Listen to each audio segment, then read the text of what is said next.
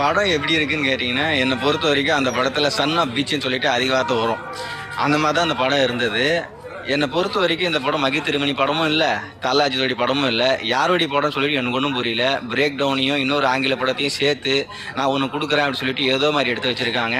First half கொஞ்சம் அங்கங்கே பேசிக்கிட்டு இருந்தானுங்க, இந்த படம் நல்லா இருக்கா நல்லா இல்லையா ஒன்றுமே புரியாமல் இருந்தேன். சரி செகண்ட் ஹாஃப்லேயே தான் இருக்கும் அப்படின்னு பார்த்தா செகண்ட் ஹாஃப் ஸ்டார்ட் பண்ணி பாதிக்கு மேலே போய்கிட்டு இருக்கு. அப்பயும் வதன்னு பேசிக்கிட்டு இருக்கானுங்க. அப்புறமா தான் சரி இந்த படம் ஒரு ஆக்ஷன் படம் அப்படின்ற மாதிரி சொன்னாங்களே, எப்படா ஆக்ஷன் வரும் அப்படின்ற மாதிரி காத்துக்கிட்டு இருந்தா செகண்ட் ஹாஃப் பாதிக்கு அப்புறம் தான் ஸ்டார்ட் ஆச்சு. ஸ்டார்ட் ஆகி ஒரு 5 நிமிஷத்தில் அதையும் முடிச்சிட்டானுங்க. மறுபடியும் வதன்னு பேச ஆரம்பிச்சானுங்க. மறுபடியும் ஃபைட் சீக்வன்ஸ் மறுபடியும் பேசுறானுங்க. பேசுறத தவிர அந்த படத்தில் ஒரு மண்ணுமே இல்லை. நம்ம திரிஷா காணாமல் போயிட்டாங்க, அவன் காணாமல் போனா எனக்கு என்ன, சத்தா எனக்கு என்ன அப்படின்ற மாதிரி தான் இருந்தது. எந்த ஒரு எமோஷன் கனெக்ட் அப்படின்னு சொல்லிட்டு ஒரு மண்ணும் இல்லை. என்னை பொறுத்த வரைக்கும் அனிருத் மட்டும் இந்த படத்தில் இல்லைன்னா இந்த படத்தை இப்பயே ஒழிச்சு கட்டிடலாம். அனிருத் மட்டும்தான் கொஞ்சம் காப்பாற்றுறாப்புல. அவருடைய பேக்ரவுண்ட் ஸ்கோராக இருக்கட்டும், சாங்காக இருக்கட்டும், எல்லாமே நல்லா இருந்தது. நான் இந்த படத்துக்கு ஹைப் ஆனதுக்கு ஒரே ஒரு காரணம் அந்த ரத்தம் ஒரு சொட்டு மிச்சம் அந்த ஒரு சாங் மட்டும்தான்.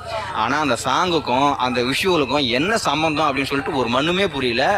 இப்போ அந்த சாங் வெறித்தனமாக இருக்கு, நான் இல்லைன்னு சொல்ல மாட்டேன். ஆனால் அந்த சாங்க்கு விஷுவல் எப்படி இருக்கணும் அது ஒரு மண்ணும் கிடையாது. அவன் ஃபைட்டை இப்படி ஒன்று தட்டுறது இப்படி ஒன்று தட்டுறது அடிக்கிறது இது மட்டும்தான். இங்கே போவான். இது எப்படி சொல்கிறதுனா, இந்த நம்ம சின்ன வயசில் கேம் விளையாடுறது பார்த்தீங்களா, ஒரு லெவலில் சின்னதாக ஒருத்தர் இருப்பான், அவனை முடிச்சுட்டு அப்படியே போவான். செகண்டில் பெருசாக ஒருத்தன், அதே மாதிரி ஒரு லெவலும் போயிட்டு இருக்காப்லே தவிர ஒரு பெருசாக எந்த ஒரு கிராண்டியரான ஃபைட் சீக்வன்ஸ் சொல்லிட்டு ஒரு மண்ணுமே கிடையாது. ஈஸியாக எப்படி போக முடியும் அப்படி தான் கொண்டு போயிருக்கானுங்க. இன்னுமும் இந்த படத்தை நல்லா பண்ணியிருக்கலாம். மகிழ் ஏன் இந்த மாதிரி பண்ணாரு சொல்லிட்டு ஒன்றும் புரியல. சுத்தமாக வருத்தே இல்லை ப்ரோ. ஏன்டா இந்த படத்தை எடுத்தானுங்க அப்படின்ற மாதிரி இருக்குது. தல அஜித்துக்கு இந்த படம் தேவையே இல்லை. என்னை பொறுத்த வரைக்கும் நான் பெருசாக எதிர்பார்த்து இவ்வளோ தூரம் மீண்டும் வந்ததுக்கு மறுபடியும் செருப்படி தான். ஏன்டா வந்தோம் அப்படின்ற மாதிரி இருக்குது.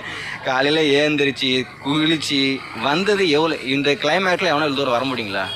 ட்ராவல் பண்ணி நான் வந்தானே, ஏன் தலை பார்த்துட்டேன், ஓகே அவர் 2 வருஷம் கழிச்சு பார்க்குறேன், அது ஓகே நல்லா இருக்குன்னா இல்லைன்னு சொல்லலை. ஆனால் நான் படம் பிடிக்கணும் இல்லையா?